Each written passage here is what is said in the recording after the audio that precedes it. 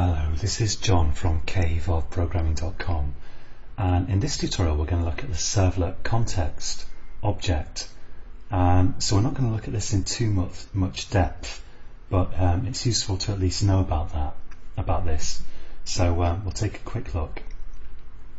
Now we've already seen the session object that maintains shared data between sessions, and we've looked at beans that have application scope, where a bean with application scope is shared between all browsers in effect. It's shared for the whole, it's valid for the whole application. So you could use a application scope bean to implement a hit counter, for example. Although of course when you shut your application down, when you restarted Tomcat, you'd lose the value of it. And you might wonder if there's a corresponding object that you can use, an application-wide object in servlets, or that you can use in your JSPs without using beans. And the answer is yes. There is a servlet context object that is valid across sessions, so all the users see the same object. And we're just going to take a quick look here at that, just at a quick example. So the request object here, I've created a new servlet in a new project here, and the servlet's called controller. So the request object has a method called get. Actually, sorry, it's not a request object. It's just a method directly of HTTP servlet itself. There's a method called get servlet context, and we've actually used this before to do forwards, because you can say get servlet context dot get request dispatcher, and that gets you a request dispatcher that you can use to forward on the server side to other pages. But we're going to use a couple of different methods of that here.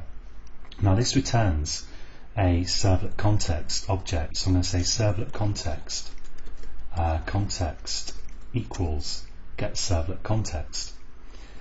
Now this has it's got a whole bunch of useful methods. You can use it for retrieving startup parameters from your application server XML, and you can use it for doing logging and all kinds of stuff.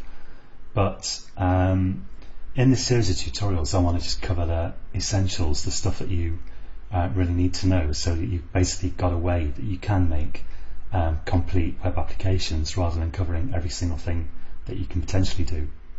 So in that spirit, here I'm just going to show you the get attribute and set attribute methods of context, which are all you absolutely really need. So I'm going to say here context.get attribute, and then this is exactly like request.get attribute, really, except that it's valid for the context, the whole application. And I'm going to get an attribute here called hits, and let's imagine that we want to implement a hit counter for this page. And of course it doesn't matter who goes to that page, we want each request to increment the same counter. So I'll say here integer hits equals, and we'll cast the return value to an integer and get the attribute hits. And I'll say if hits equals null, then clearly we haven't set that attribute yet, so I'll say hits equals 0. And if it's not null, I'll say else hits ++, just increment hits. And then I'm going to set that back in the servlet context, so I'll say context.set attribute, and I'll call the attribute hits again, and just supply that integer right there. Now you could also deal with the context in the init method if you had one. We haven't got one here, but here, because I want to count each request, each get request, I'm going to do the hit counting right here. So now if I run this, actually let's also output that value. So let's go here and say let's say print writer out equals response.get writer. I think I have that response I spelt it wrong actually, response.get writer, and let's say that we just write out the number of hits there. So I won't bother here with any HTML tags. I just want to demonstrate this in the simplest way possible. So let's say hits, and let's add on the number of hits that I've got there. So now if I run this, then we're going to see, hopefully on the page, it's going to say hits is 0, and if I refresh the page, it's going to increment the number of hits. And of course, if I copy this, I could be another user in a different part of the world with a different browser. But here I'll just go to a different browser on my own machine, and I go to there. You see it, it's got the number of hits, and I can increment it here. And so now it's at 9, and if we go back to the Eclipse browser and refresh this, now it's at 10. So it's shared between the application, for the whole application, and shared between different sessions. But if I, let's say I run this again, thereby restarting the servlet, then it's going to go back, normally we expect, to 0. So let's go to this URL. And I don't think actually that restarted. Let's restart this here. So restart Tomcat and start it up again, and let's go to this page again, and where are we?